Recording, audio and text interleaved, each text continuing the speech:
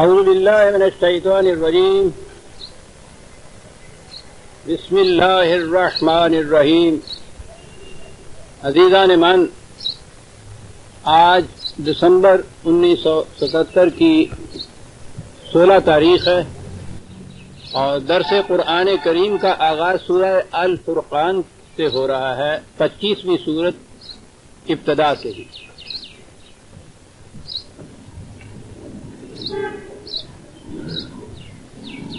سورت کی پہلی آیت ہے تبارک الذی نزل الفرقان علی عبدہ لیکون للعالمین نذیر.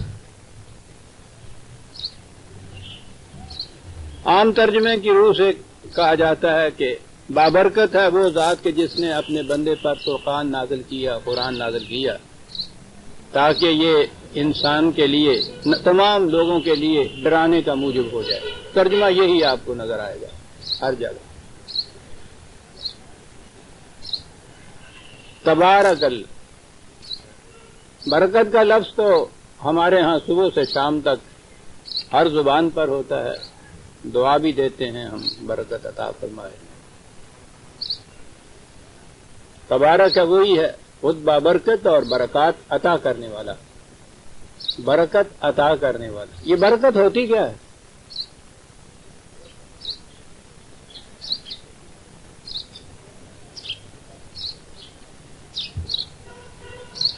سوچیے تو صحیح ذہن میں کوئی چیز متعین ذہن میں آپ کے آتی ہے؟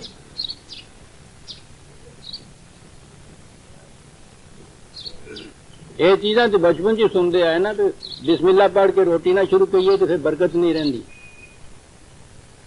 سوچیے، میں عرض کر رہا ہوں کہ برکت کہتے کسے ہیں، اور سوچیے. ہے نا ایک ذہنی موہوم سی تصوراتی چیز، اور صرف اس ایک لفظ پر ہی نہیں. کبھی سوچیے گا صبح سے شام تک کتنے لفظ ہم بولتے ہیں کہ جن کا کوئی متعین مفہوم ہمارے ذہن میں نہیں ہوتا. بولتے رہتے ہیں، ساری عمر بولتے رہتے ہیں، ساری قوم بولتی رہتی ہے، ساری دنیا بولتی رہتی ہے. لیکن کھڑے ہو کے سوچیے تو صحیح کہ وہ ہم کہتے کیا ہیں؟ برکت عطا کرے. برکت ہوتی کیا ہے؟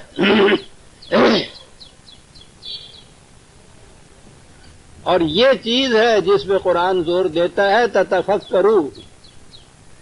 جو لفظ بھی زبان سے بولو، کھڑے ہو کے سوچو کہ اس کا متعین مفہوم کیا ہے، ہم کیا کہہ رہے ہیں. اعلیٰ تعلیم جو ہے، اعلیٰ اقدار جو ہے، ان کو چھوڑیے. روزمرہ کی زبان میں جو الفاظ آپ بولتے ہیں ان کے متعلق تو آپ کو معلوم ہو کہ میں کہتا کیا ہوں. لیکن وہ تو بڑی مشکل یہ ہے کہ انسان ٹھیک ہے سوچنے والا بھی جانور ہے، لیکن ہرڈ انسٹنکٹ جس کو کہتے ہیں نا، بھیڑ چال جس کو کہتے ہیں، بہت زیادہ اس میں یہی ہے. کیونکہ اس کی زندگی کا نمایاں حصہ تو حیوانی زندگی میں گزرتا ہے. اسے ہرڈ انسٹنکٹ کہتے ہیں. سارے بولتے ہیں، ہم بھی بولتے ہیں، بولتے چلے آ رہے ہیں، ہم بھی بول رہے ہیں. قرآن اسی چیز کو تو ہٹانے کے لیے آیا تھا. ہرڈ انسٹنکٹ سے اس کو ہٹانے پر ریزن کے اوپر لانے کے لیے آیا تھا قرآن. قرآن کہتا ہے، یعنی خدا کہتا ہے کہ ہم نے اس قرآن کو نازل کیا لعلکم تعقلون، تاکہ تم عقل سے کام لینا سیکھو. قرآن نازل کیا تاکہ عقل سے کام لینا سیکھو. لیجیے غرض و آیت ہے قرآن کی یہ. لعلکم ایک لفظ ہے، عام عربی جاننے والے بھی جانتے ہیں کہ لعلکم وہاں آتا ہے جہاں غائب کسی چیز کی بتائی جائے، تاکہ یہ چیز ہو. لعلکم تعقلون، تاکہ تم عقل سے کام لینا سیکھو. عقل سے کام لینا میں ابھی عرض کروں گا. یہ تو یہی ہے نا کہ کھڑے ہو کر آپ سوچو. وہ سوچنے کے دو الگ طریقے ہیں، وہ میں ابھی عرض کروں گا. لیکن بہرحال وہ کہتا یہ ہے تتفکروا، ایک ہی بات جو قرآن نے کہی تھی رسول صلی اللہ علیہ وسلم کی زبان مبارک سے کہ سوچا کرو. تو سوچنے کی پہلی ابتدا تو ہونی چاہیے کہ صبح سے شام تک جو ہم الفاظ بولتے ہیں زبان سے، ان کا مفہوم کیا ہے. یہ جو ہم بولتے چلے جاتے ہیں نا اس طرح سے، یہ ہرڈ انسٹنکٹ ہوتی ہے. عربی زبان میں اس کو تقلید کہتے ہیں. قلادہ وہ پٹا ہوتا ہے جو جانور کے یا مویشی کے گلے میں ڈالا جاتا ہے اور اس سے کھینچ کے لیے چلے جاتے ہیں اس کو. جبلی طور پر انسٹنکٹیولی حیوانات میں یہ چیز ہوتی ہے جسے ہم بھیڑ چال کہتے ہیں. اگلی بھیڑ جس طرح چلی جا رہی ہے پچھلی بھیڑ چلی جا رہی ہے. جب سے پہلی بھیڑ ہوئی اور جب جو آخری بھیڑ ہمارے ہاں ہے ایک ہی روش ان کی چلی ہے. اسے ہرڈ انسٹنکٹ کہتے ہیں, اسے تقلید کہتے ہیں. یہ تقلید جو ہے یہ کوئی آپ کے ہاں کا فقہی مسئلہ نہیں ہے, یہ کوئی فروعی مسئلہ نہیں ہے کہ یہ مقلدین ہیں یہ غیر مقلدین ہیں. سوال ہی یہ ہے کہ ہرڈ انسٹنکٹ کے اوپر چلنا ہے یا ریزن کے اوپر آپ نے چلنا ہے. اور ہرڈ انسٹنکٹ کی بات جو ہے بھیڑ چال جس کا عام ترجمہ ہمارے ہاں کیا جاتا ہے, پہلی چیز یہاں سے شروع کرو کہ جو دن بھر میں آپ الفاظ بولتے ہیں کھڑے ہو کے سوچو اس کے معنی کیا ہیں. برکت بات یہاں سے آئی. ایک چیز جو اپنے مقام پہ محکم ہو, جم کے کھڑی ہو. اب جم کے کھڑے ہونے میں پتھر جم کے کھڑا ہوتا ہے ایک مقام پہ, پہاڑ جم کے کھڑا ہوتا ہے ایک مقام پہ, ٹھیک ہے. اس میں نمو یا نشو و نما یہ نہیں ہوتی, جامد ہوتا ہے وہ. لیکن ایک شے جو اپنے مقام پہ محکم مستحکم بھی ہو اور اس میں نشو و نما بھی ہو رہی ہو, عربی زبان میں اسے برکت کہتے ہیں. جیسے درخت اپنے مقام پہ بھی جم کے کھڑا ہے اور نشو و نما بھی ہو رہی ہے. سوچ رہے ہیں آپ ایک لفظ میں کیا کچھ کہہ جاتے تھے یہ لوگ, پتہ نہیں کیا کر گئے یہ زبان بنانے میں یہ لوگ جو تھے.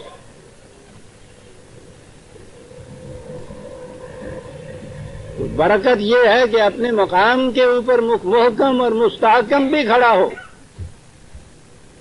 ان الذین قالوا ربنا اللہ ثم استقاموا,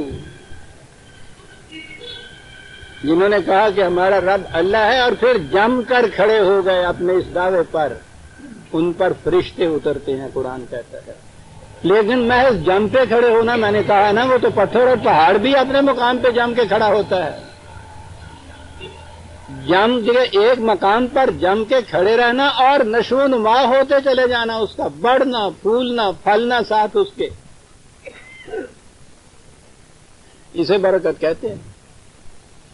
اللہ برکت عطا فرمائے کہ معنی یہ ہے کہ تم اپنے محکم اصولوں پہ جم کے بھی کھڑے رہو اور زندگی کی ارتقائی منازل بھی طے کرتے چلے جاؤ.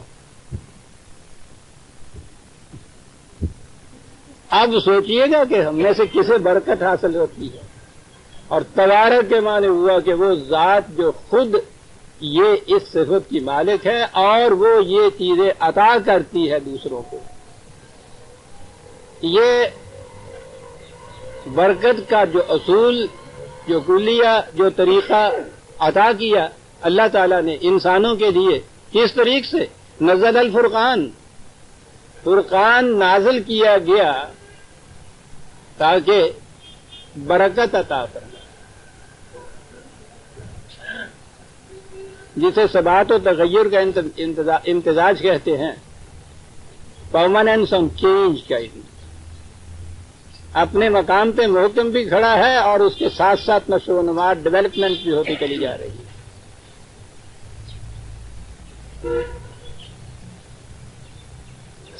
اس مقصد کے لیے یہ نازل کی. کیا نازل کیا؟ فرقان. اس میں شبہ نہیں کہ قرآن کریم کی خصوصیات بیان کرنے کے لیے بہت سے الفاظ قرآن میں آئے ہیں, لیکن میں یہ کہتا ہوں کہ اگر صرف یہ ایک ہی لفظ آتا تو کافی ہو جاتا. اتنا جامع لفظ انسانی زندگی کے بنیادی مسائل حل کرنے کے لیے ایک لفظ فرقان. وہ تو پھر ایک قاف ہے نا, فرق ہمارے ہاں بھی تو فرق کہتے ہیں نا, تو فرق تو کہتے ہیں نا ایک چیز میں دوسری چیز میں فرق کرنا. فارسی زبان میں یہ لفظ سر کے معنوں میں استعمال ہوتا ہے. یہ فرق کعبہ قدم ہر کجا کے می نگرم, سر سے پاؤں تک. یہ بھی ذرا سا ہٹا ہوا ہے. عربوں کے ہاں فرق کہتے تھے بالوں کی مانگ کو، اور مانگ کی خصوصیت یہ ہے کہ اگر ایک بال بھی ادھر سے ادھر ہو جائے، الگ نہ ہو دوسرے سے، تو مانگ ٹیڑھی ہو جاتی.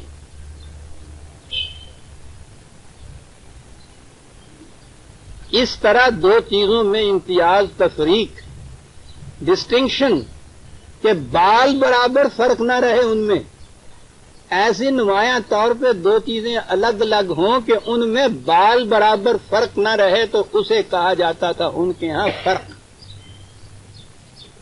مانگ کو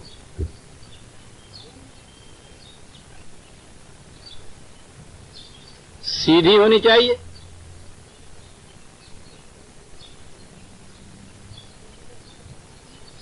آپ کو پتا ہے یہ مانگ سیدھی کرنے کا طریقہ کیا ہے؟ بعد میں سے بات نکل آتی ہے. قرآن کریم کے اعمال قرآنی ایک چیز ہوتی ہے نا.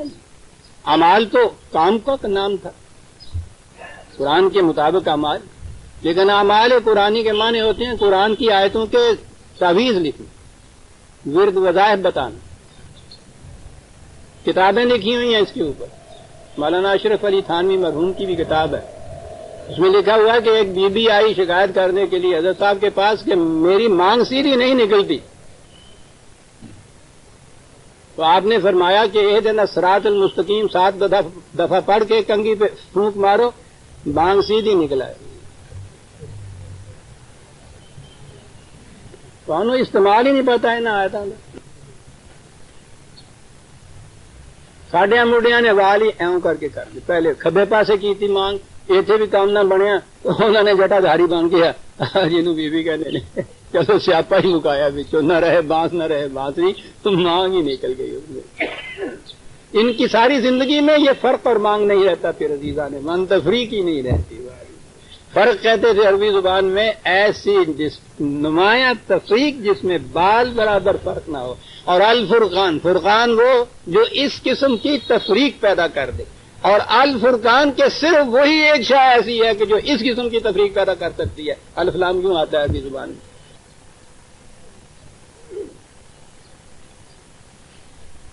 کس چیز میں تفریق؟ انسانیت کا بنیادی مسئلہ یہ ہے کہ حق و باطل میں تفریق، ٹروتھ اینڈ فالس میں تفریق، خیر اور شر میں تکلیف، گڈ اور ایول میں تفریق. یہ ایتھکس یا اخلاقیات کا بنیادی مسئلہ ہے کہ خیر کیا ہے، گڈ کیا ہے، شر کیا ہے، ایول کسے کہتے ہیں، فالس کیا تھی، ٹروتھ کیا تھی. تو آپ کہیں گے کہ یہ کون سا ایسا مسئلہ ہے؟ یہ اسی لیے آپ کہیں گے کھڑے ہو کے سوچا نہیں کبھی. ان سوچنے والوں سے پوچھو. جب سے سوچنے والوں کی تاریخ سامنے آتی ہے نا، وہ یونان کے فلاسفر ابو الحکمت کہلاتے، اس زمانے سے یہ بات شروع ہوئی ان کے ہاں.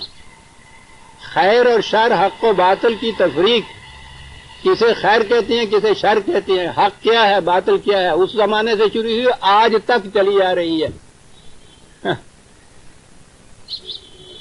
آج تک فیصلہ نفع و ضرر کر نہ سکا، اور آپ حیران ہوں گے کہ آج تک اس کا فیصلہ نہیں ہو سکتا.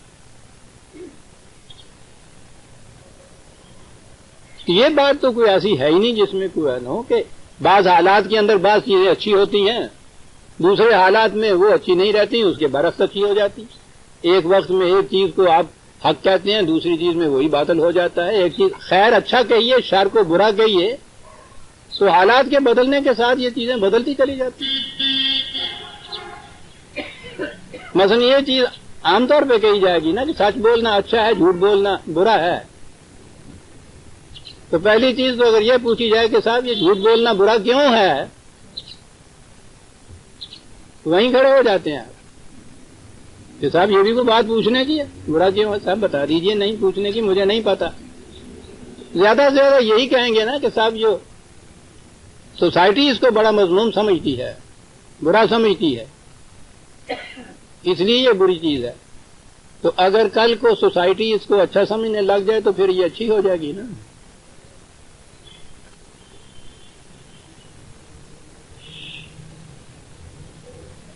تاریخ میں کتنی ہی سوسائٹیاں ایسی گزری ہیں جن کے ہاں سچ بولنا بہت بڑی اچھائی کی بات سمجھا جاتا تھا. جھوٹ بولنا نہیں جی، سچ بولنا نہیں، معاف رکھیے، جھوٹ بولنا بڑی اچھائی کی بات سمجھا جاتا تھا، بڑا جوہر سمجھا جاتا تھا. دھوکہ دینا، فریب دینا، ہمارے ہاں کل ہی ابھی یہاں ٹھگ کی جماعت تھی، یہ پوری مذہب تھا ان کا.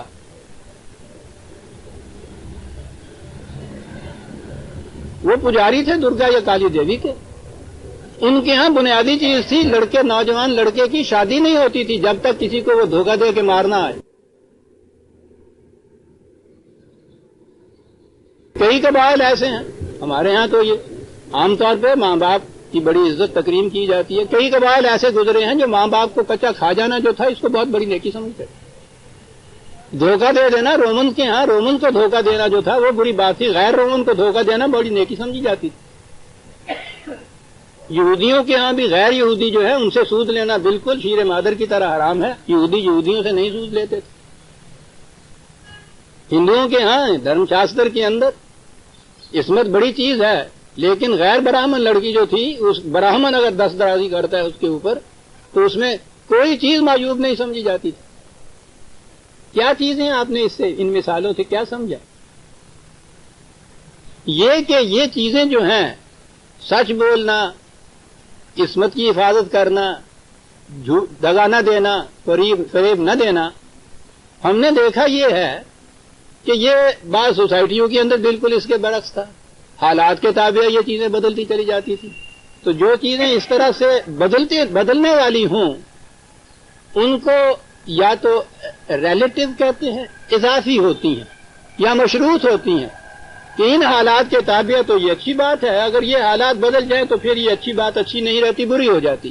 ان حالات میں یہ چیز بری ہے، اگر وہ حالات بدل جائیں یا یہ شرائط بدل جائیں تو وہی بری چیز اچھی ہو جاتی. تو یہ ریلیٹو چیز ہوئی. لیکن حق یا ٹروتھ تو وہ ہے کہ جو اضافی نہ ہو، ایبسولیوٹ ہو، مطلق ہو، ہر حالت میں وہ حق ہو. باطل ہر حالت میں باطل ہو، ہر دور میں باطل ہو، ہر قوم میں باطل ہو، ہر تمدن میں باطل ہو. ایبسولیوٹ اور ریلیٹو یہ دو ٹرمز آئے ہیں ہمارے، مطلق اور اضافی. یہ جتنی باتیں آج تک آئی ہیں، جس چیز کو بھی ان فلسفہ، یہ فلسفہ ہے اخلاق کا، ایتھکس فلسفے کی ایک چیز،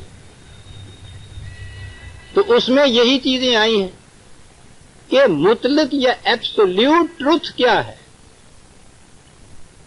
ایبسولیوٹ یا مطلق خیر کیا ہے جو کسی حالت میں نہ بدلے، کسی شرط سے مشروط نہ ہو، ریلیٹو نہ ہو، ایبسولیوٹ ہو، یعنی محکم ہو اپنے مقام کے اوپر. حق کے مطلق، اور میں کہتا ہوں کہ عربی زبان میں تو حق کے ساتھ مطلق کے لفظ کے کہنے کی ضرورت ہی نہیں. وہ تو حق کہتے ہی اسے تھے جو ہر مقام پہ، ہر شرط پہ، ہر حالت میں حق ہو، اٹل ہو. حق کا لفظ ہی وہاں بولتے تھے جو ایبسولیوٹ ہو. ان کے یہاں ریلیٹو حق، اضافی حق، اس کا تصور ہی نہیں تھا. کیا بات ہے! وہ تو جب ہمیں اس سے اضافی سے یا ریلیٹو سے الگ کرنا پڑا تو ہم حق مطلق اپنے یہاں بولتے ہیں. یہ غلط ہے زبان کے اعتبار سے. حق ہے ہی دی ٹروتھ.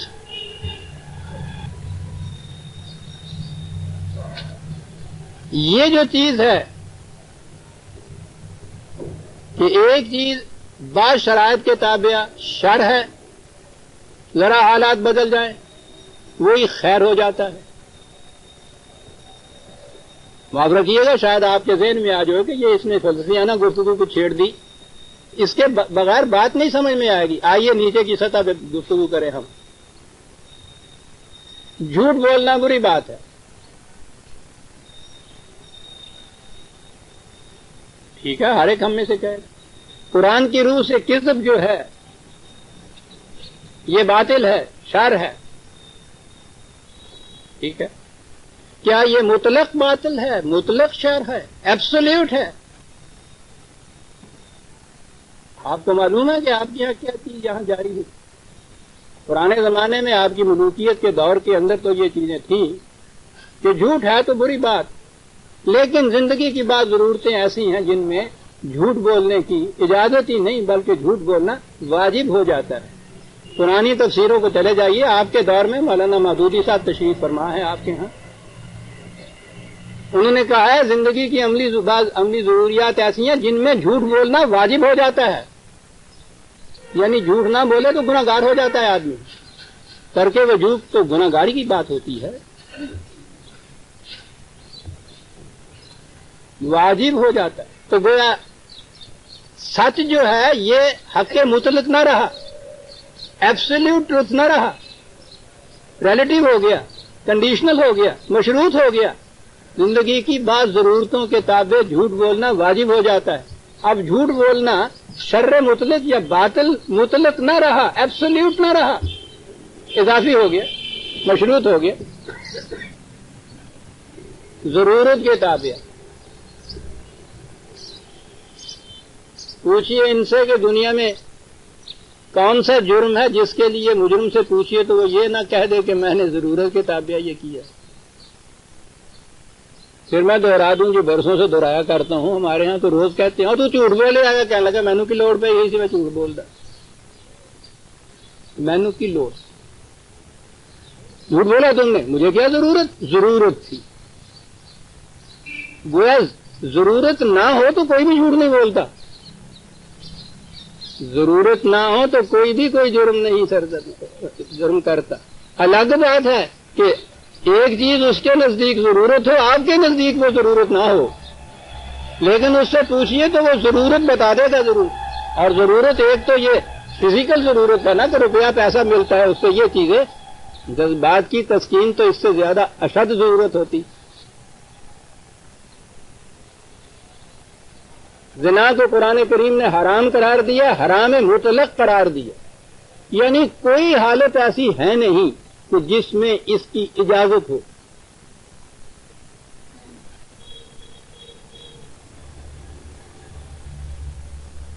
اب یہ کچھ جو ہے جو اس کا ارتکاب کرتے ہیں، زبان سے نہ کہیں، ایک اشد ضرورت ہے جس کے تابع یہ کیا جاتا ہے۔ جنسی جذبے کی تسکین، اگر اس میں یہ جنسی میری بیٹیاں اور میں نے معاف رکھے، جنسی جذبے کا اشتعال ہو ہی نہ، انگیخت ہو ہی نہ، سوال ہی نہیں، خیال ہی نہیں ادھر آ سکتا، وہ تو اس جذبے کی شدت ہے۔ اس سے زیادہ ضرورت جسے آپ کہتے ہیں یہ جذباتی ضرورت ہے۔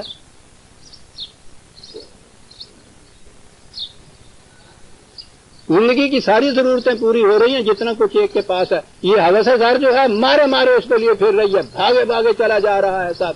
الہاکم التکاثر حتی زرتم المقابر، اور زیادہ سمیٹنے کی، دوسروں سے اور آگے بڑھنے کیا، یہ ہوس جو ہے انسان کو لیے چلے جا رہی ہے تا وقت کہ وہ قبر تک پہنچ جاتا ہے۔ یہ کیا چیز ہے؟ آپ کے نزدیک ضرورت نہیں ہے۔ ہم روز کہتے ہیں کہ صاحب اتنی دولت اس کے پاس ہے، اس کے بعد اس کو اور کیا ضرورت ہے؟ جھک مار رہا ہے، فریب دے رہا ہے، چوری کر رہا ہے، دغا کر رہا ہے، غلط الاٹمنٹیں لے رہا ہے، کیوں یہ کچھ کر رہا ہے؟ اس سے کیوں؟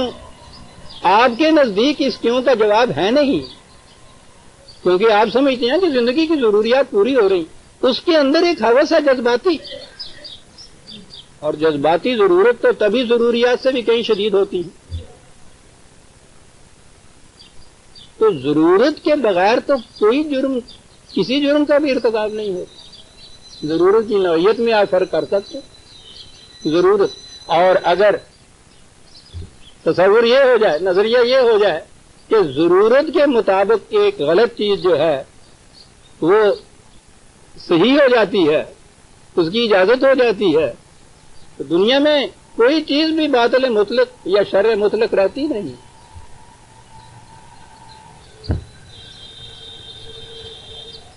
بڑے سے بڑے قاتل سے بھی آپ پوچھئے، وہ بھی اپنے اس جرم قتل کے جواز میں کچھ نہ کچھ کہے گا کہ میں نے یہ کیوں کیا۔ کیوں کا جواب ہی تو ضرورت ہوتی۔ میں نے انتقام لینا تھا، ایک جذباتی ضرورت ہے۔ ٹھگ اگر مال لینے کے لیے کچھ کرتا تھا یا اپنا جو عقیدہ تھا اس کی ضرورت کے ماتحت دوسرے کو قتل کرتا تھا، یہ انتقام لینے کے لیے قتل کر رہا ہے، ضرورت کے تابع ہو رہا ہے۔ یہ اضافی چیزیں۔ مطلق حق کیا ہے کہ جو ہر حال میں حق ہے، ایبسولوٹ ہے، ریلیٹو نہیں ہے، کنڈیشنل نہیں ہے، بدل نہیں سکتا کسی حالت میں بھی۔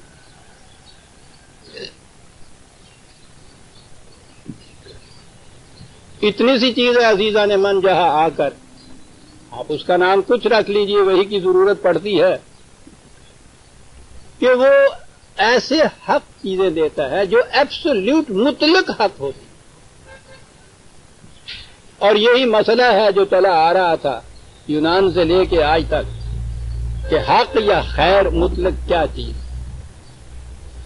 تنہا عقل انسانی ضرورت کے تابع حق یا باطل، خیر یا شر کا فیصلہ کرتی۔ یہ جو آپ پوچھتے ہیں کسی مجرم سے کہ کیوں تم نے کیا، تو اس کے لیے جو وہ دلائل دیتا ہے عقل کی روح سے دیتا ہے نا۔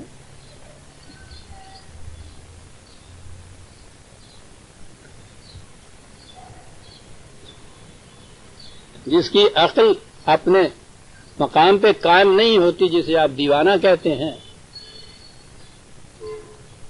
تو دیوانے کی تو ڈیفینیشن یہ کی جاتی ہے کہ اسے اپنے نفع نقصان کا بھی پتہ نہیں ہوتا۔ عقل دلائل دیتی ہے، وہ دلائل ہی ہیں جن کی روح سے آپ کے ہاں کہ یہ جتنے نظام آج کل دنیا میں چل رہے ہیں حکومت کے، یہ سیکولرزم ہے، کے اوپر مبنی ہے نا۔ یعنی انسان اب بیٹھ کر اپنی ضرورتوں کے تابع کوئی قانون بناتے ہیں، کل کو ضرورتیں بدل جاتی ہیں، پھر وہ اس قانون کے خلاف دوسرا قانون بنا دیتے ہیں۔ آہستہ آہستہ آہستہ آہستہ بدلتے بدلتے وہ ضرورتیں ہیں نا جن کے تابع آج وہاں انگلینڈ میں ہومو سیکچوئلٹی جو ہے وہ بھی قانوناً جائز قرار پا گئی۔ میں بھی تنقید نہیں ان پہ کہا، میں کہہ یہ رہا ہوں کہ کل ہی ایک چیز ان کے ہاں جرم تھی، ایک قانون کے تابع وہ جرم نہیں رہا، تو گویا وہ جو چیز کل جرم قرار پائی تھی معیوب تھی، ان کے ہاں شر تھی، باطل تھی، مطلق شر یا مطلق باطل نہ رہی، کیونکہ دوسرے ہی دن دوسرے وقت میں انہوں نے اسے بدل دیا، اس کے خلاف قانون بنا دیا۔ سیکولرزم کہتے اسے ہیں جس میں کوئی قدر حق یا مستحکم نہ ہو، ایبسولوٹ نہ ہو، مطلق نہ ہو، جو بدل سکتی ہو۔ اور جب مختلف قومیں اپنے ہاں اس نظریے کو ہی رائج کریں کہ اپنی ضرورت کے تابع جو چیز کل وہ حق سمجھتے تھے آج اس کو بدل سکتے ہیں اور اس کے خلاف چل سکتے ہیں، اس کا نتیجہ یہ وہ فساد جو ساری دنیا میں اس وقت قائم۔ آپ کسی قوم کے متعلق کہہ ہی نہیں سکتے کہ آج جس چیز کو اس نے باطل قرار دیا ہے کل کو بھی وہ باطل ہی قرار دے دی اسے۔ انسانیت اسی کی تلاش میں یونان کے فلاسفوں سے آج تک ماری ماری پھرتی رہی کہ یہ معلوم کر سکے کہ مطلق حق یا مطلق خیر کیا ہے۔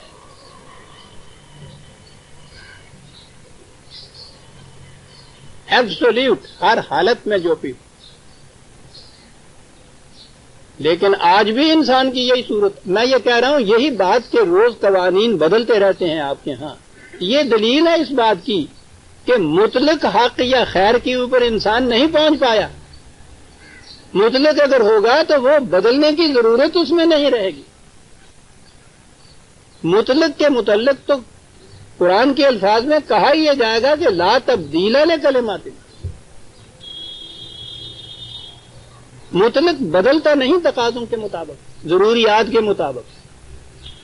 آج بھی یہی صورت ہے، روز تجربے ہوتے ہیں، ٹرائل اینڈ ایرر کی روح سے آگے بڑھ رہا ہے انسان، ابھی تک نہیں پہنچا مطلق کے اوپر۔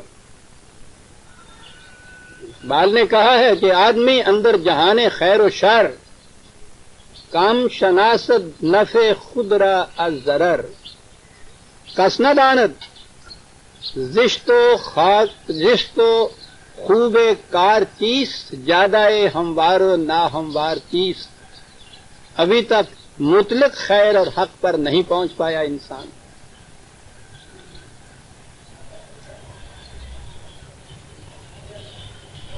یہ جو ابھی ابھی میں نے بات کہی ہے کہ جس چیز کو بھی یہ بدلتے ہیں کہ ہر وہ چیز جسے کل معیوب کہا جاتا تھا آج اسے مستحسن قرار دیا جاتا ہے، ان سے بات کیجئے تو اس کے حق میں وہ دلائل دیں گے. اور میں نے ابھی ابھی یہ کہا ہے کہ قرآن کریم سکھاتا یہ ہے کہ تم عقل سے کام کس طرح سے لو، تو اب وہ تو دلائل دیتے ہیں، وہ تو عقل کی روح سے ہی دیتے ہیں. یہ مسئلہ پھر مشکل آ پڑا.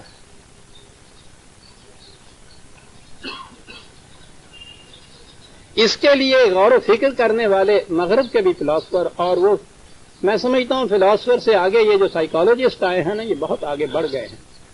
یہ جسے میں فرقان کہوں گا، یہ فرق کر رہے ہیں حقیقت میں. ان کے ہاں دو ٹرمز آئی ہیں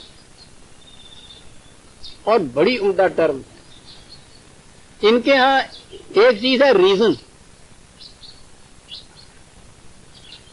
اور دوسری چیز ہے ریشنلائزنگ انٹلیکٹ.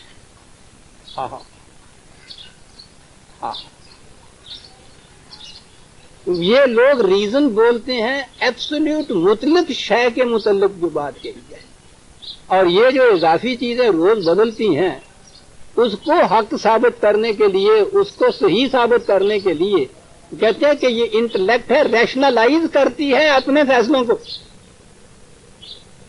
معاف رکھیے گا بات ذرا مشکل، لیکن غور سے سمجھتے جائیے، بڑے اہم مسائل ہیں عزیزان من. عقل اور عقل میں یہ فرق جو ہے،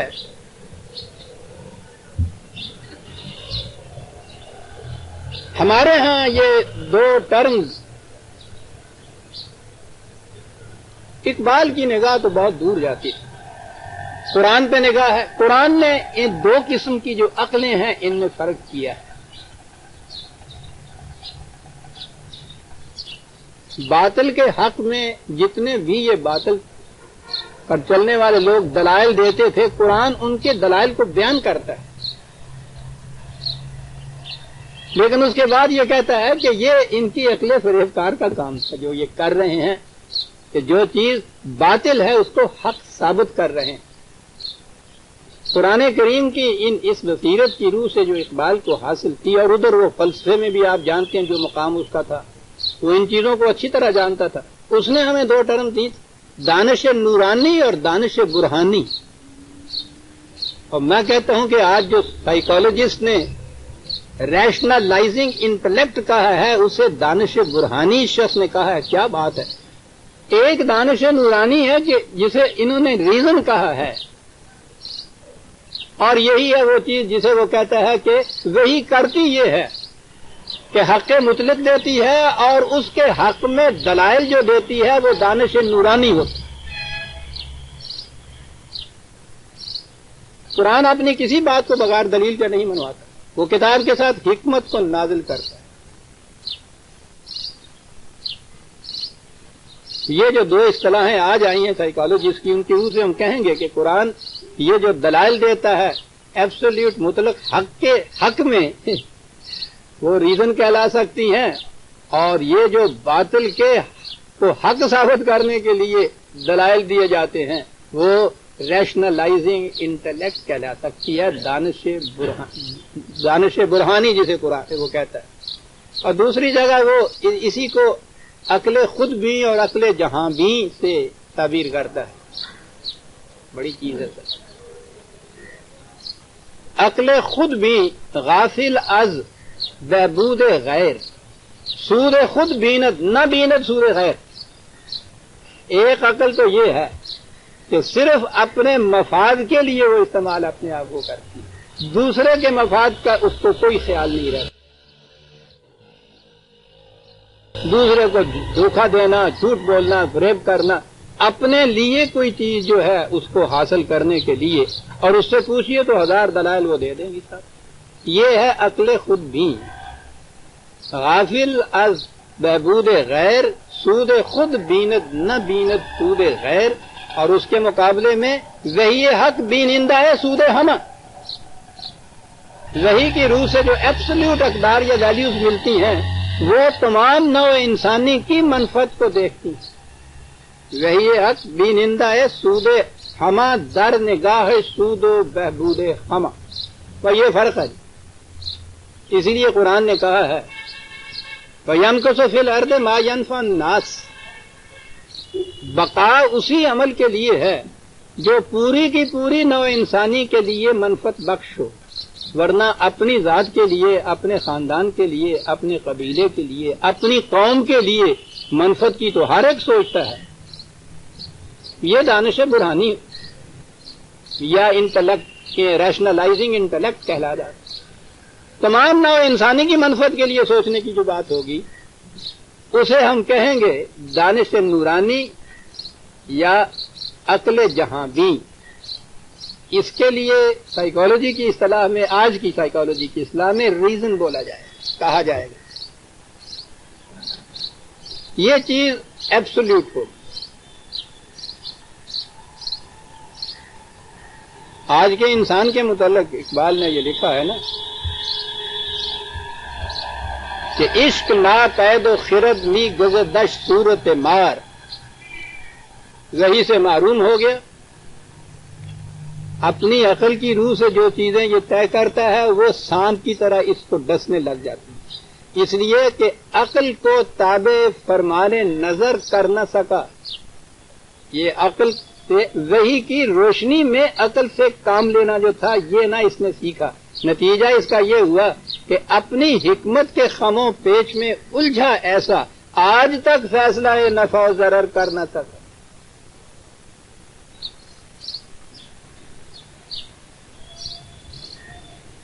عزیزان من، دین وحی قرآن، اس کا سارا مسئلہ یہ ہے کہ مطلق حق کیا ہے اور مطلق شر باطل کیا ہے. مطلق حق یا خیر وہ ہے جو پوری نوع انسانی کے لیے منفعت بخشا اور ان کے لیے خیر کا اور برکت کا موجب ہے. شر وہ ہے کہ وہ پوری نوع انسانی نہیں. ہو سکتا ہے کہ اپنے دائرے کے اندر، اپنی قوم کے اندر وہ خیر ہو، ذرا اس سے باہر دوسرے انسان جو ہیں ان کے لیے وہ شر ہو جائے. اگر یہ چیز ہے تو یہ خیر مطلق یا حق مطلق نہیں ہوا، اضافی ہو گیا.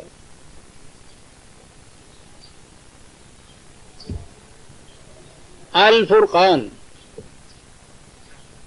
وہ جو ایبسولیوٹ حق اور باطل میں فرق کر کے بتائے، ایسا فرق کہ جس میں بال برابر بھی ابہام نہ رہے، الجھن نہ رہے. جو خیر اور شر میں، حق اور باطل میں اس طرح سے فرق کر کے بتائے کہ اسے مانگ کے متعلق کسی دلیل کی ضرورت نہیں ہوتی، اسے دیکھنے سے ہی پتہ چل جاتا ہے کہ سیدھی ہے یا ٹیڑھی، کچھ بال ادھر آ گئے ہیں یا نہیں صحیح ہے. کس قدر یہ قوم ایسی تھی، یہ فلسفیانہ ایبسٹریکٹ ٹاکس میں نہیں جاتی تھی، یہ محسوسات کی طرف کے مشاہدے سے نتائج اخذ کرتی تھی. اس لیے اس زبان کے سمجھانے کے لیے ہمیشہ محسوس مسائل دی جاتی. ڈسٹنکشن دو چیزوں میں ایسا نمایاں کہ جس میں دیکھتے ہی پتہ چل جائے کہ سیدھی ہے یا نہیں، ادھر ادھر فرق تو نہیں. اب اس کے لیے مانگ کی تشبیہ دینا کیا بات.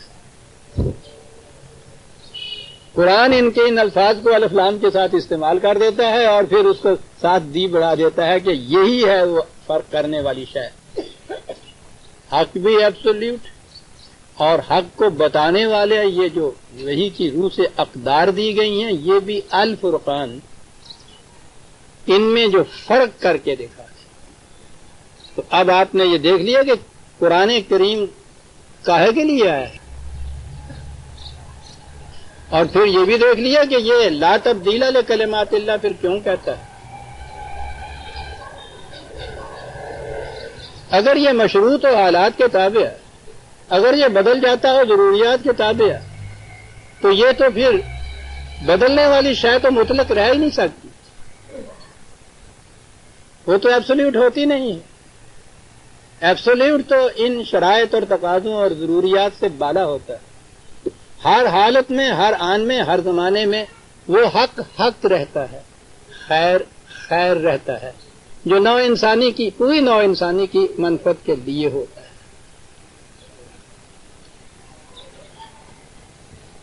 اب برکت کے معنی بھی آ گئے. تبارک اللہ زی میں اب آ گیا کہ وہاں لفظ قرآن نے اپنے خدا کی صفت تبارک ہے کیوں کہی؟ پہلی اس بات تھی نا کہ وہ اپنے مقام پہ محکم کھڑا ہو. اور آگے الفرقان میں ہم نے دیکھا کہ حق مطلق ہو، اپنے مقام پہ اٹل ہو، لیکن اپنے مقام پہ اٹل اور اس کے ساتھ ہی جتنی زمانے کی ضروریات ہوں ان کو ساتھ پورا کرتا چلا جائے. تبارک میں بھی یہ چیز تھا نا کہ پتھر کی طرح جامد نہ ہو بلکہ اس میں نشو و ارتقا بھی ہو. یہ مسئلہ پھر بڑا مشکل ہے کہ ایک چیز محکم بھی ہو اپنے مقام پہ اور زمانے کے تقاضوں کا بھی ساتھ دیتی چلی جائے. سنیے یہ عربوں کے ہاں اس حق کو کیا کہتے تھے، اس قسم کی چیز. پھر وہی محسوس مثال،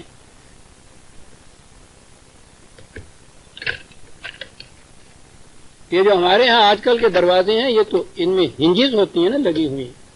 پرانے زمانے کے وہ دروازے ہوتے تھے ان میں نیچے وہ چوکٹے سی ہوتی تھی نا، تو نیچے ایک ایسی سی لکڑی ہوتی تھی اس میں وہ گلی، اور اوپر اسی طرح سے ہوتا تھا اس میں بھی یہ گلی ہوتی تھی.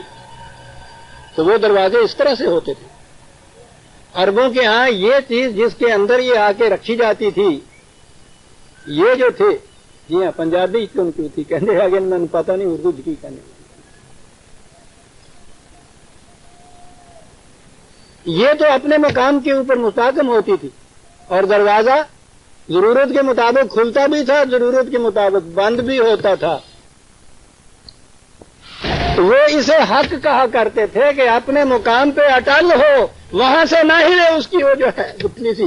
لیکن ضرورت ہے اگر وہ اپنے مقام پہ جامد ہو جائے، بند ہے تو بند رہے، کھلا ہے تو کھلا رہے، وہ دروازہ ہی نہیں ہو سکتا، وہ تو دیوار ہو گئی. وہ کم اس قدر ہو کہ ادھر ذرا ادھر ادھر نہ ہل سکے، اور ضرورت کے مطابق جب اندر جانا چاہے کھل جائے، باہر آنا چاہے بند کر دیں، جب جی چاہے بند ہو جائے، جب جی چاہے کھول دیں. وہ اپنے مقام کے اوپر وہ اٹل کھڑا ہوتا ہے. یہی برکت ہوگی نا. تبارک الذی نزل الفرقان. عزیزان من یہ قرآن ہے، یہ کتاب یعنی چیزیں دیگر. یہ عربوں کی زبان تھی جو ان حقائق کی متحمل ہو سکتی تھی. کیا بات! سوچئے کہ اس دور میں 1400 سال پیش تک سمجھانے کے لیے یہ اس مثال سے بہتر مثال کو ہو سکتی ہے، آج بھی نہیں ہو سکتی. اپنے مقام پہ بھی مستحکم رہے، ضروریات کا ساتھ بھی دیتا چلا جائے. یہ حق پتھر کی طرح جامد نہیں، درخت کی طرح مستحکم، جمع ہوا بھی ہو اور اس کے ساتھ تغیرات میں اس کے ساتھ نشو و نما بھی ہوتی چلی جائے. نزل الفرقان. الفرقان قرآن کریم نے کئی ایک مقام کے اوپر اللہ تعالیٰ نے کئی ایک مقام پہ قرآن کو فرقان کہا ہے، دوسرے مقامات میں بھی کہا ہے. مثلا وہ اس لیے میں ضروری ایک ریفرنس کم از کم دے دینا ضروری سمجھتا ہوں. سورہ دخان 44 44ویں سورہ. حامیم والکتاب المبین انا انزلناہ فی لیلۃ مبارکۃ انا کنا منذرین. ہم نے اسے نازل کیا ہے لیلۃ مبارکۃ. دیکھتے ہیں وہی تبارک الذی والی بات، وہ ذات تبارک. لیل کہا ہے قرآن کے نزول کے زمانے کو کہ اس میں تاریکیاں ہی تاریکیاں تھیں. یہ نہیں ہے کہ ایک رات جسے ہم شام سے صبح تک کہتے ہیں، یہ اس سے مقصد ہے.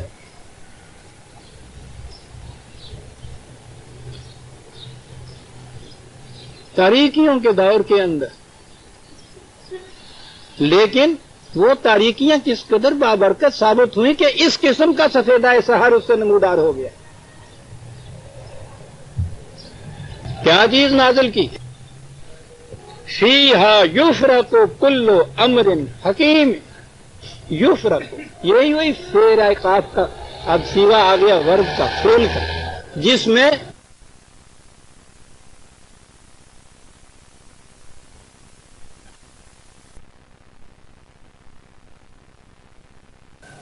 دیکھیے کہ دوسرے مقامات کے اوپر وہ کیا کہتا ہے. اس کے مطابق بات سمجھ آتی. فرقان کہا یہاں ورب کے طور پہ استعمال کر کے بتا دیا کہ کیا ہے اس نے. اس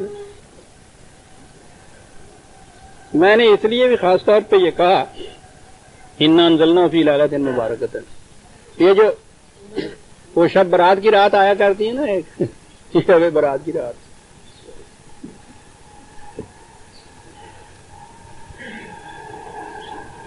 اس کی کوئی حیثیت ہے ہی نہیں شرعی. ویسے تو ہر تہوار ہمارے جو مناتے ہیں کوئی نہ کچھ تو بتاتے ہیں نا کہ اس میں یہ ہوا، اس میں یہ ہوا. تو شب برات کے متعلق کوئی بھی نہیں کوئی بتا سکتا کہ اس میں کیا ہوا، یہ کس واقعہ کی یاد میں تقریب ہے، یہ منائی جاتی ہے. ہاں بھی حلوہ تے لچیاں منن واسطے بنائی جاتی ہے. اب تو یہ بھی بات ختم ہو گئی ہے شاید. آپ کو معلوم ہے کہ یہ شروع کہاں سے ہوئی تھی؟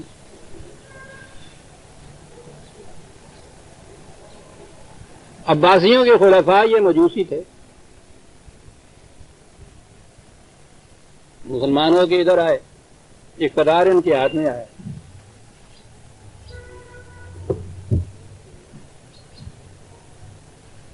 رام جاندہ ہی جاوے، رحیم آندہ ہی آوے. مجوسیت کی جو آتش پرستی تھی وہ بھی ساتھ آئی، اور ان کے ہاں کا یہ عقیدہ کہ سال میں نوروز جو ہے اس دن سال بھر کے فیصلے ہو جاتے ہیں، موت کے، زندگی کے، بیماری کے، راضی کے، ہر شخص کی قسمت کا فیصلہ آنے والے سال کا اس ایک رات میں ہو جاتا ہے، جس کے بعد نوروز آتا ہے. اور آتش پرست قوم تھی، اس میں پھر یہ بہت زیادہ آگ جلاتے تھے. اب یہ ادھر آئے تو یہ اسلام میں کہاں گنجائش اس کی، نہ یہ وہ قسمت کا مسئلہ، نہ یہ آگ کی کھیل. انہوں نے یہ تقریب وضع کی. آپ کو معلوم ہے نا کہ شب برات کے اندر، اور وہ شب بارات تو کہتے اس لیے بارات کے معنی تقدیر ہوتی ہے. میری برات ہی تھی نہیں تھی آگا تو میں کی کروں. شب بارات تو وہ آئی مجوسیوں کی تقدیر والی رات، قسمت بانٹنے والی رات. خود لفظ قسمت کے معنی تقسیم کرنا ہے. یہ تو ہوئی وہ تقریب وہاں کی. اب ان کی ہوئی وہ آتش پرستی کی حوث، تو یہ ساری جتنی آتش بازی آپ چلاتے ہیں یہ وہاں سے آئی ہوئی.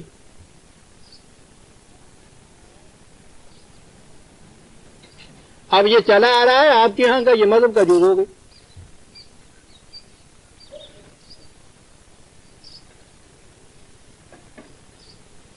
مذہب کا جز ہوئی تو اس کے لیے تو کوئی دلیل دینی چاہیے. تو وائز کے نزدیک دلیل لانا مشکل کون سی؟ انہوں نے کہا دیکھیے نا یہ تو قرآن شریف میں ہے. یا اللہ، شب برات کا ذکر قرآن شریف میں ہے کہ نہیں قرآن شریف میں؟ میں نے ریڈیو پہ تقریریں سنی ہیں، بڑے بڑے علامہ آتے ہیں، نہیں قرآن شریف میں ہے جی. یا اللہ، ہم بھی سنیں بھائی. کہنے کہ یہ دیکھیے نا انا انزلنا فی لیلۃ مبارکۃ انا کنا منذرین فیہا یفرق کل امر حکیم. ہم نے اس کو اس رات میں نازل کیا ہے جس میں تمام معاملات کے فیصلے کیے جاتے ہیں سال بھر کے لیے. چل بھائی،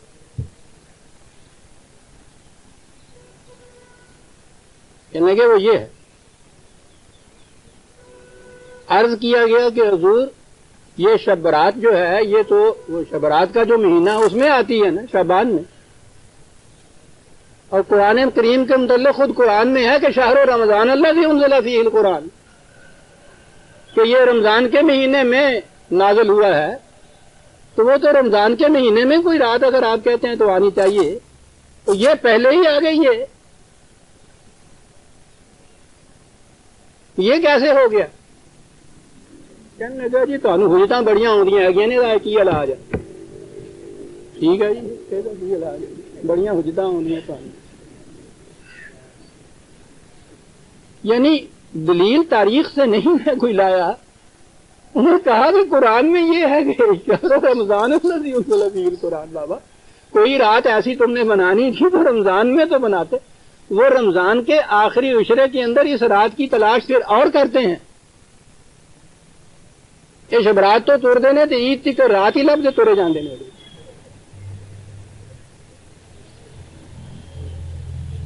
میں کیا یہ رہا تھا کہ قرآن کا مصرف آپ دیکھتے ہیں کس طرح ہوتا ہے.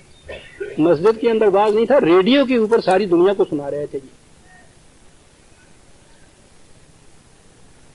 اور ہر سال یہ کچھ سناتی, یہ کچھ کرتی. فرقان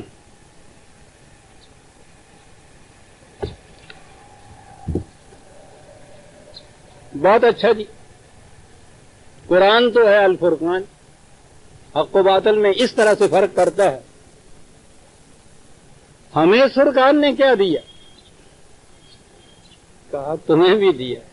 یا ایھا الذین آمنوا ان تتقوا اللہ یجعل لکم فرقانا. 8/29 8/29. اے جماعت مومنین, اگر تم قوانین خداوندی کی نگہداشت کرو گے تمہیں امتیازی زندگی حاصل ہو جائے گی دنیا کے اندر. فرقان ساری دنیا دور سے دیکھ کے کہہ دے گی کہ یہ ہے وہ امت اخرجت للناس جو نوع انسانی کی بھلائی کے لیے پیدا کی گئی. یوں تفریق ہو جائے گی باقی دنیا سے, تمہاری امتیازی نشان ہے, ڈسٹنکشن حاصل ہو جائے گی. یجعل لکم فرقان, تمہیں امتیازی زندگی حاصل ہو جائے گی.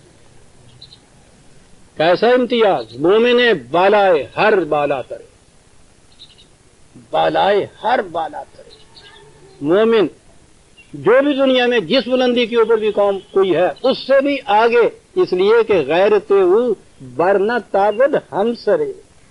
کسی دوسرے کا آگے چلے جانا یا اوپر ہو جانا تو ایک طرف, اس کی غیرت تو جس کو بھی پسند نہیں کرتی کہ کوئی اس کا ہم دوش دنیا کے اندر. آگے بڑھنا یا بلند ہونا تو ایک طرف رہا, وہ تو کسی کو ہم غیرت او برنا تابد ہم سرے. اقبال یہ چیزیں اپنی طرف نہیں کرتا, یہ فرقانہ کی تفصیل ہے, تفسیر ہے فرقان کی. یجعل لکم فرقانا.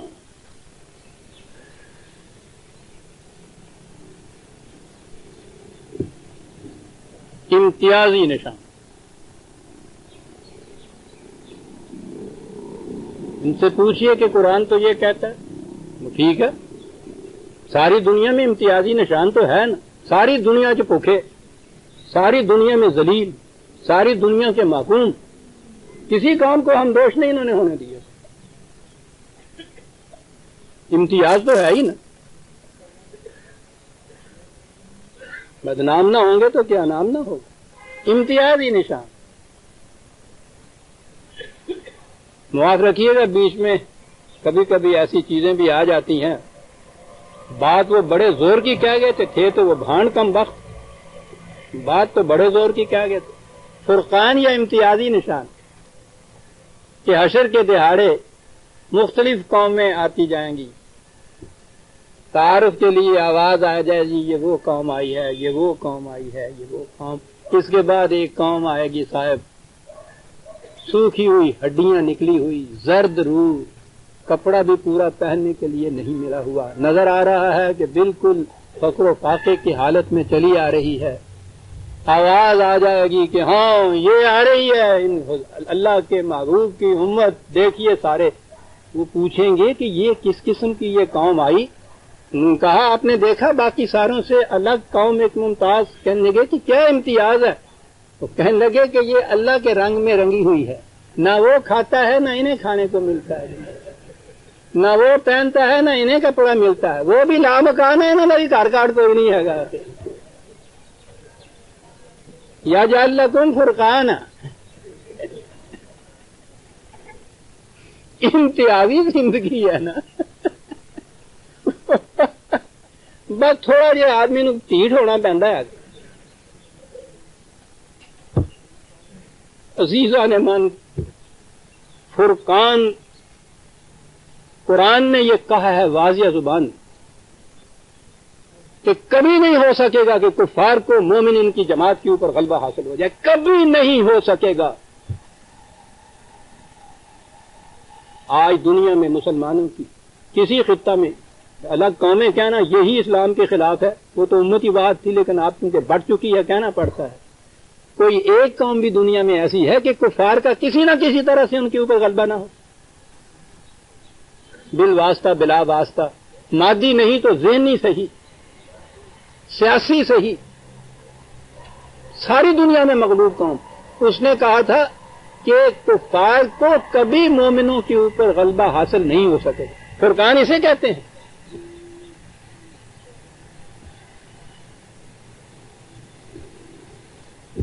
لیکن یہ فرقان حاصل کیسے ہوتا ہے؟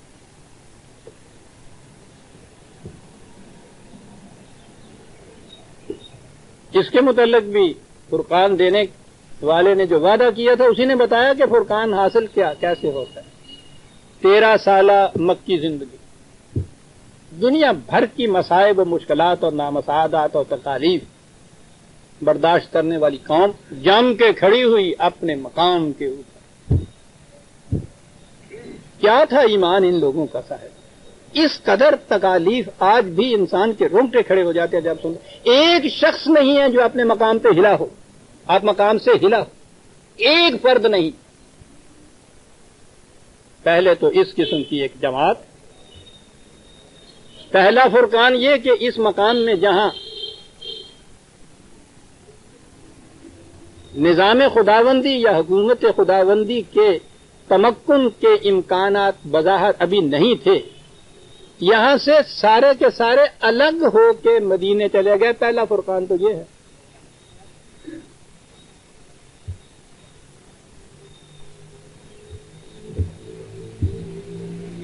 اسی لیے قرآن نے اتنی اہمیت دی ہے اس کو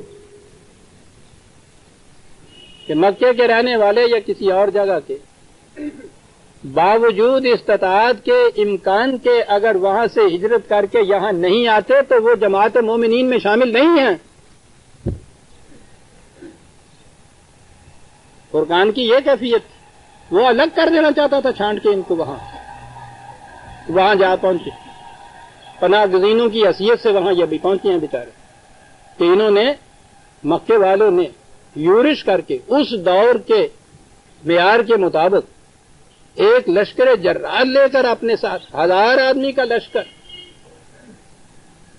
پورا لیس ہتھیاروں سے مدینے پہ چڑھائی کے لیے آ گئے۔ ارے بابا، یہاں بیٹھے ہوئے بیچارے یہ پناہ گزین تمہیں تو وہاں کچھ نہیں کہتے تھے، انہیں پتا تھا یہ کچھ نہ کہنے والے اگر ان کا نظام دنیا کے کسی خطے میں بھی متمکن ہو گیا تو یہ کسی اور نظام کو چھوڑے گا نہیں، پھر وہ یورش کر کے یہاں آ گئے، مدینہ سے باہر نکل کے۔ اب وہ وقت آ گیا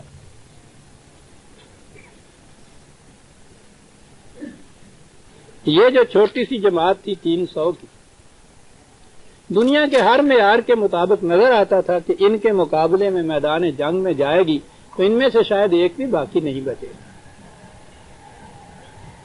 دیکھتے ہیں کہ کس قدر یہ امتحان کتنا کڑا تھا، کتنا سخت تھا، منزل کتنی کڑی تھی۔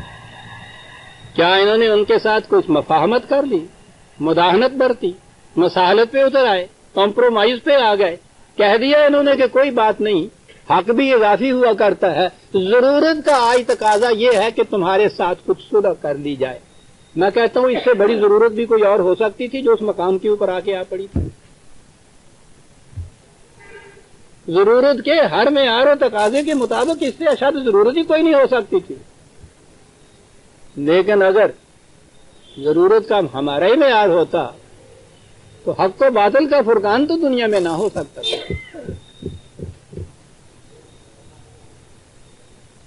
فیصلہ یہی ہوا کہ کامیابی نہ بھی ہوگی تو دنیا کو یہ تو معلوم ہو جائے گا کہ باطل پر جم کے کھڑے ہونے والے جان دے دیا کرتے ہیں، کمپرومائز نہیں کیا کرتے، کہ حق کمپرومائز کر ہی نہیں سکتا۔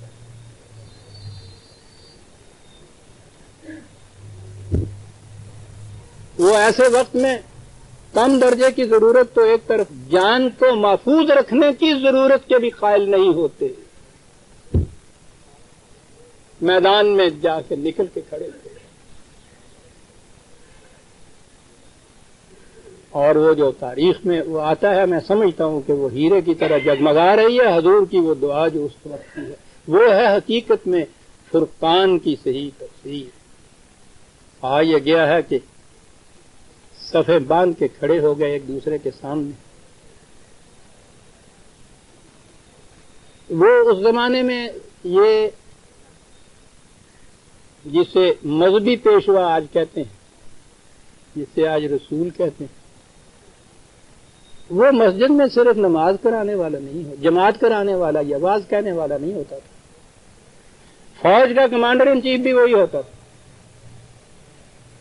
رسول اللہ صلی اللہ علیہ وسلم اس اپنی فوج کے سربراہ کمانڈر ان چیف. صفیں کھڑی کرنے کے بعد تاریخ میں ہے کہ ایک طرف حضور تنہائی میں کھڑے ہو گئے، ایک ماہویت کے عالم میں آسمان کی طرف نگاہ اٹھائی.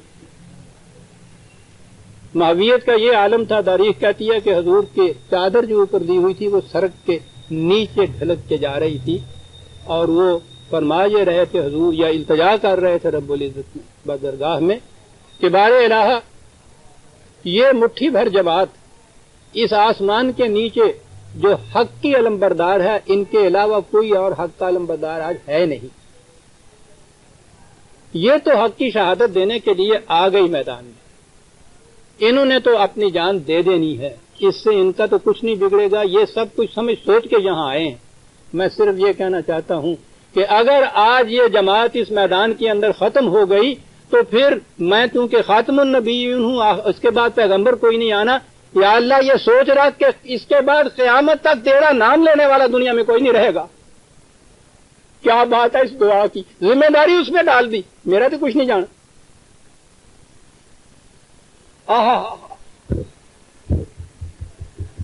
آپ اس کو سوچئے چند فکروں کو، یعنی کہ یہ جماعت تو اپنا سب کچھ بیچ بچا کے کفن بدوش آ گئی ہے، انہوں نے جان دے دینی ہے.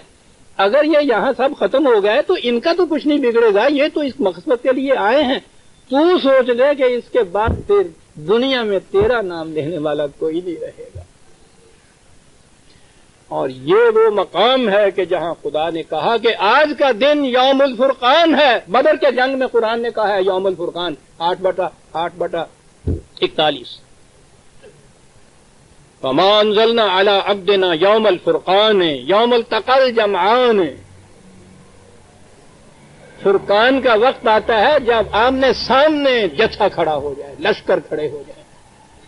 یہاں آیا ہے یوم الفرقان. وہ جو تھا نا کہ ہم تمہیں فرقان عطا فرمائیں گے، وہ عزیزان من وہ ورد وظائف اور نفل پڑھنے سے نہیں آئے گا. یہاں آیا ہے یوم الفرقان. محسوس تفریق آپ سننا چاہتے ہیں تو تاریخ سے پوچھئے فرقان کسے کہتے ہیں. آج تک یہ بات نہیں ہو سکی کہ دو قومی نظریہ کیا ہوتا ہے. دو قومی نظریہ یوم الفرقان میں سامنے آتا ہے. وہ فرقان کی پہلی چیز یہ ہے کہ چھٹ کے الگ ہو جائیں. یہ سارے مکے کے رہنے والے یا بیشتر مکے کے رہنے والے عرب ہی تھے نا، جب مکے سے ادھر آ گئے تھے مدینے میں. کاہے کے لیے آ گئے تھے؟ یہ بن گئی تھی نا ایک الگ قوم. اب یہاں اس قوم کے دو قوموں کا نظریہ یا فرقان جسے کہا جاتا ہے، دو قومی نظریے کے معنی فرقان کے ہیں. حق کی علمبردار اور باطل کی علمبردار میں ایک تفریق ہے محسوس. اور وہ یہ صورت تھی کہ ایک طرف حضرت ابوبکر صدیق رضی اللہ تعالیٰ عنہ، مقابل کی صف میں ان کا بیٹا کھڑا تھا. حضرت عمر تھے، سامنے ان کا ماموں حقیقی، جس کے خون میں ان کی تلوار رنگی ہوئی بعد میں نظر آئی. ادھر حضرت علی تھے، سامنے بھائی تھا وہ قید.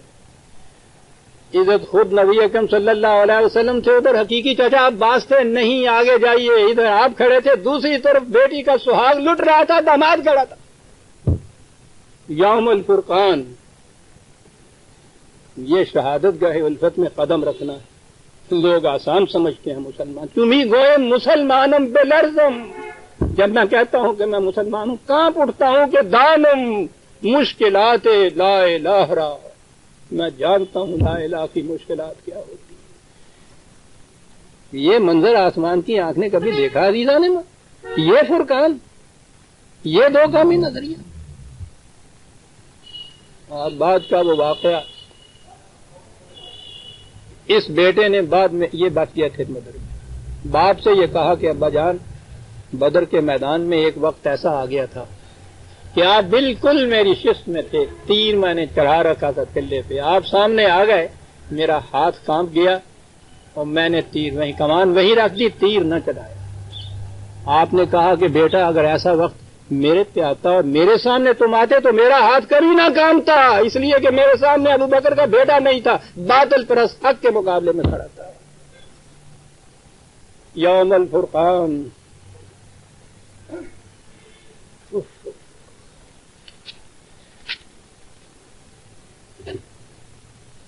رکھیے غالب تو مجھے درد نوائی میں مواد، آج سینے میں میرے درد سوا اٹھتا ہے، کیا حق ہے مجھے۔ یوم الفرقان، کون تھے یہ 300 جن کے ایمان کی شہادت تو ابھی سامنے آ گئی؟ درجہ اول کے صحابہ، مہاجرین اور مجاہدین ہی ہے نا قرآن نے جن کے متعلق کہا ہے کہ یہ مومن حقہ ہیں۔ قرآن شہادت، خدا شہادت دیتا ہے ان کے مومن حقہ ہونے کی، جن کے لیے اس نے کہا ہے کہ وہ جنت ہم نے ان کے لیے تیار کر رکھی ہے، سوال ہی نہیں کہ ان کے متعلق سوا۔ یہ سارے کھڑے ہیں اس طرف، تاکید ملاحظہ ہو عین اس وقت، ابھی میں نے کہا ہے نا کہ جو کچھ ہم نے نازل کیا یوم الفرقان پہ، کیا نازل کیا تھا یوم الفرقان پہ؟ کہا یہ تھا کہ یاد رکھو، وَمَن يُوَلِّهِمْ يَوْمَئِذٍ دُبُرَهُ إِلَّا مُتَحَرِّفًا لِقِتَالٍ أَوْ مُتَحَيِّزًا إِلَىٰ فِئَةٍ فَقَدْ بَاءَ بِغَضَبٍ مِّنَ اللَّهِ وَمَأْوَاهُ جَهَنَّمُ وَبِئْسَ الْمَصِيرُ۔ سن رکھو، انہیں کہا جا رہا ہے کہ آج اس میدان جنگ میں تم میں سے اگر کسی نے پیٹھ دکھائی وجود اس کے کہ وہ جنگ کے کسی تقاضے کے لیے، اسٹریٹجی کے لیے ایسا کرنا ضروری ہو جائے یا اپنی جماعت سے ملنا ہو، شکست خوردی کی ذہنیت میں اگر کسی نے آج آپ تم میں سے پیٹھ دکھائی، یہ 300 صحابہ سے کہا جا رہا ہے، تو کہا ہے اگر کسی نے آج پیٹھ دکھائی خدا کا غضب اس کے اوپر ہوگا، سیدھا جہنم میں چلا جائے گا۔ اس طرح سے فرقان حاصل ہوتا ہے عزیزان من دنیا میں۔ یہ تھے پھر جن کو وہ فرقان حاصل ہوا، تاریخ کے اوراق سے پوچھیے، دنیا میں 2 ہی صاحب فرقان قومیں تھیں اس زمانے میں، ایران کی تہذیب اور رومن کی تہذیب۔ چند سالوں کے عرصے کے اندر ان کے تختے الٹ کے رکھ دیے، ان کے وارث بن گئے صاحب۔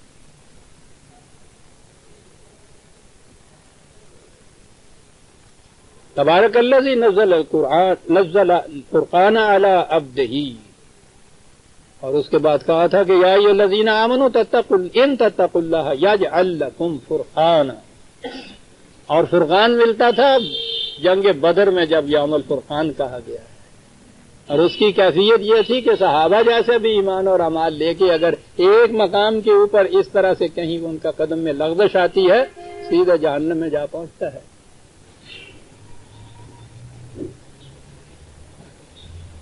سنتے ہیں آپ قرآن کیا کرتا ہے؟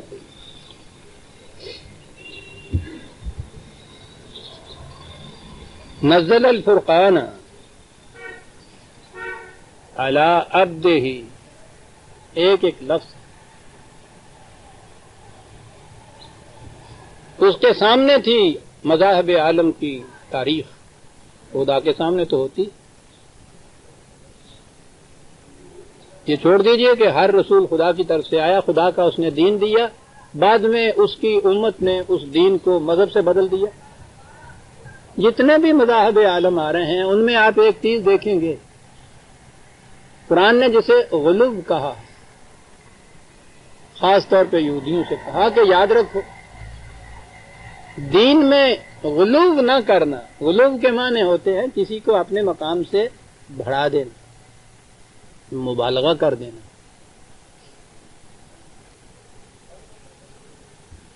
کوئی قوم بھی اپنے بانی مذہب کی توہین نہیں کرتی، کبھی بھی نہیں کی، برداشت ہی نہیں کر سکتی، اس کو اس کے مقام سے گراتی نہیں ہے،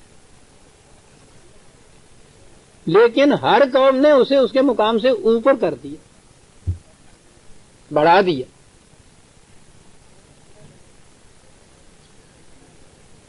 ہندوؤں نے تو اپنے بانیان مذہب کو اوتار کہہ دیا، خدا بشکل انسانی دنیا میں آئے ہوئے، تو وہ بھی ان کا مقام نہ رہا، بڑھا کے اوپر دے گئے۔ یہودیوں نے عزیر کو ابن اللہ کہہ دیا، عیسائیوں نے حضرت مسیح کو ابن اللہ کہہ دیا، وہ بھی اس مقام سے ان کو بڑھا دیا، اس مقام پہ نہیں رکھا، بڑھا دی۔ یہ تاریخ چلی آ رہی تھی، سامنے تھی اس خدائے علیم و خبیر کہ جو جانتا ہے کہ پھر جب دین مذہب میں بدلتا ہے تو کس طرح سے اس کے مقام سے اس کو اوپر لے جاتے ہیں۔ ایک ہی آیت کے 4 لفظوں میں تبارک کا میں نے عرض کیا ہے کہ کیا بات تھی، فرقان میں نے عرض کیا ہے کیا بات تھی، اگلی بات یہ تھی کہ انہیں فرقان حاصل ہو جانا اس قوم میں، باقی قوموں کے مقابلے میں بہت بلند ہو جانا اس قوم کے اندر، اور یہ تاریخ بتا رہی ہے کہ قومیں اپنے بانی مذہب کو اس مقام سے بہت اونچا لے جایا کرتی، اسی مقام پہ جہاں ان کے لیے فرقان کا ایک وعدہ دیا جاتا ہے، کہا کہ یہ جو تمہارے ہاں ہمارا رسول ہے، یہ جو تمہارے ہاں کا امام ہے، تمہارا سربراہ ہے، جس پر ایمان لانے سے تم مومن ہوتے ہو، سن رکھو اس کا مقام کیا ہے، الا عبد ہی، خدا کا عبد ہے۔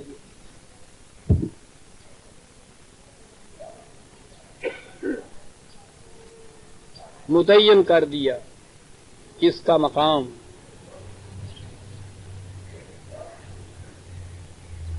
کلمہ شہادت میں جز بنا دیا، اشہد ان محمدً عبدہ ورسولہ،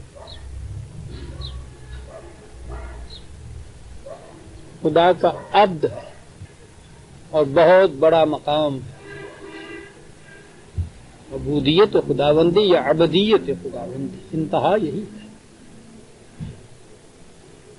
متعین کر دیا الا عبدہ۔ میں اس وقت اس میں نہیں جانا چاہتا، ٹھیک ہے 10 منٹ ابھی رکھتے، 5 منٹ، اچھا کہ ہم نے پھر کیا کیا، ہم بھی نازک ہے اور تفصیل طلب بھی کہ ہم نے پھر کیا بنایا، جسے خدا نے تاکید کے ساتھ تصریحاً بار بار قرآن میں حضور کو عبد کہا گیا ہے اللہ کا، الا عبد۔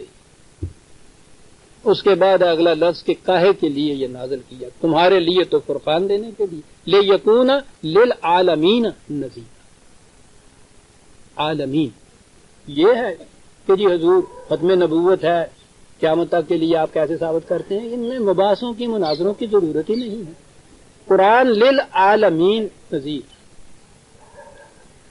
جب تک تمام دنیا کے انسان اور قیامت تک کے لیے انسان، ان کے لیے یہ لفظ آ سکتا ہے۔ جب آپ عالم کہیں گے اس دنیا کو زبر کے ساتھ اسلام کی، تو تمام دنیا کے انسان اس میں آ جائیں گے، عالمین کہیں گے تو ہر دور کے انسان اس میں آ جائیں گے، اور قرآن کو اس نے کہا کہ مکمل بھی ہے، غیر متبدل بھی ہے، محفوظ بھی ہے، تو یہ جب مکمل غیر متبدل محفوظ قیامت تک کے انسانوں کے لیے، تو پھر اس کے بعد پھر رسول آئے گا کہے کے لیے؟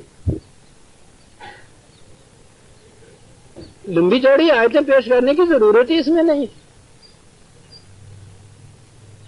تمام اقوام عالم، تمام نوع انسانی کے لیے قیامت تک کے لیے نذیر، بڑا عجیب لفظ ہے۔ ہمارے یہاں ترجمہ ہمیشہ آتا ہے ڈرانے والا، عزیزان من، پھر کہیں اور بات چلی جائے گی۔ ڈر تو کسی کا بھی ہو جوہر انسانیت کو کچل کے رکھ دیتا ہے۔ سب سے پہلے جس چیز سے تباہی آتی ہے انسان کی ذات خودی، انا تشخص کے اوپر، اس کی ذات کے اوپر، اس کے سیلف پہ، اس کی انسانیت پہ ڈر سے آتی ہے، خوف سے آتی ہے۔ قرآن نے تو مومن کے متعلق کہا یہی ہے کہ لا خوف علیہم ولا هم یحزنون، خوف بھی نہیں اور حزن بھی نہیں، خوف تو پھر بھی آپ کے محسوسات کی دنیا میں ہوتا ہے. پوچھو آج کے سائیکالوجسٹ سے کہ قرآن نے 1400 سال پہلے 2 لفظ استعمال کیے ہیں. آج کا سائیکالوجسٹ بتائے گا کہ حزن اس نے کیوں کہا ہے. حزن کا تعلق انسان کی پرسنالٹی سے ہوتا ہے. خوف کا تعلق انسان کے محسوسات سے ہوتا ہے. وہ کہتا ہے مومن وہ ہے کہ جس کو کہ نہ عالم محسوسات میں کوئی خطرہ ہوگا نہ اس کی پرسنالٹی یا ذات کے لیے کوئی چیز گھٹن کی ہوگی. حزن گھٹن کو کہتے ہیں. حزن نہیں گھٹن نہیں اس میں پیدا. بال اسی لیے تو کہتا ہے بندگی میں گھٹ کے رہ جاتی ہے یہ جوئے کامیاب اور آزادی میں بہرے بے قرار ہے زندگی. خوف زندگی میں گھٹن پیدا کر دیتا ہے. جوئے کامیاب کیا تو بالکل شراب بن کے رہ جاتی ہے. فریب ہی فریب ہوتی ہے. اس لیے اس کے معنی ڈرانے کے نہیں ہیں. اس کے معنی آگاہ کرنے کے.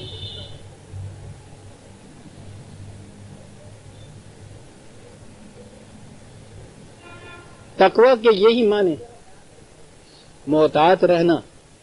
زندگی کی شاہراہ پہ جتنے خطرناک مقامات آتے ہیں جن سے اس میں گھٹن پیدا ہوتی ہے اس کی ذات میں.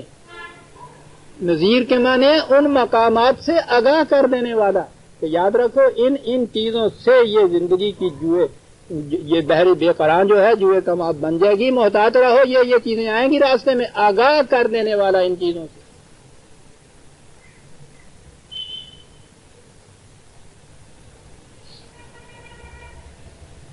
یہ جو شروع میں قرآن نے کہا ہے ذالک الکتاب لا ریب فیہ ھدی للمتقین اعتراض چلا آتا ان کے اوپر.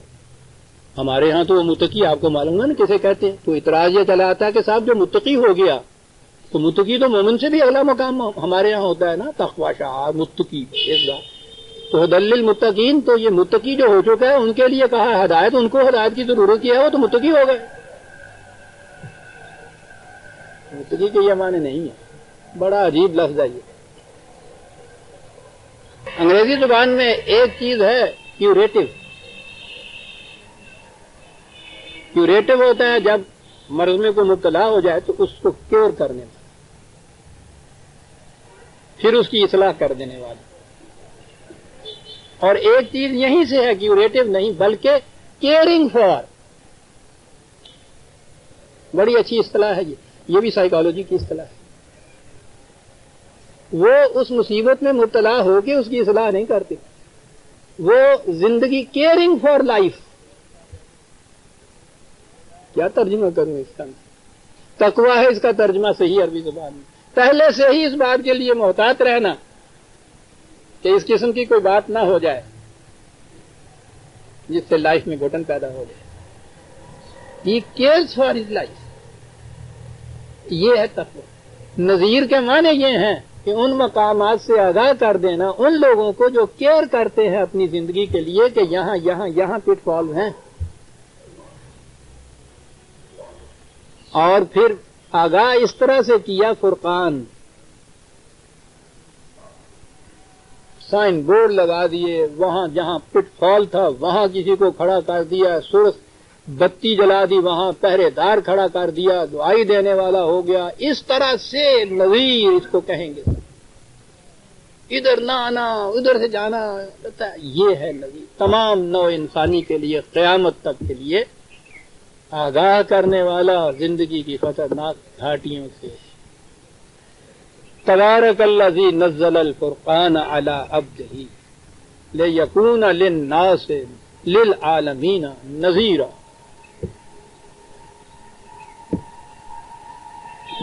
بہت بڑی چیز ہے جو کچھ کہا گیا ہے لیکن کہنے والا کون ہے؟ للذی لہ ملک السماوات والارض. کہنے والا وہ ہے کہ کائنات کی پستیوں بلندیوں میں اسی کے قانون کی کار فرمائی جا رہی ہے. کسی اور اسی کو حق پہنچتا تھا نا یہ کہے. لیکن یہ بات جو ہے اس کی تفصیل آئندہ سے ہی کیونکہ آج وقت ہو گیا ہے. سورہ الفرقان کی پہلی آیت پہ ہم تھے. خدا کہے کہ اس کو میں سمجھا سکا ہوں. سمجھانے کے لیے تو میں نے کہا ہے نصاب کی کتاب ہے قرآن یاد رکھیے. یہ تو کلاسز کے اندر پڑھانے کی کتاب. بہرحال جتنا وقت بھی ملا میں نے عرض کیا ربنا تقبل منا انک انت السمیع العلیم، اور حسب معمول نمائندہ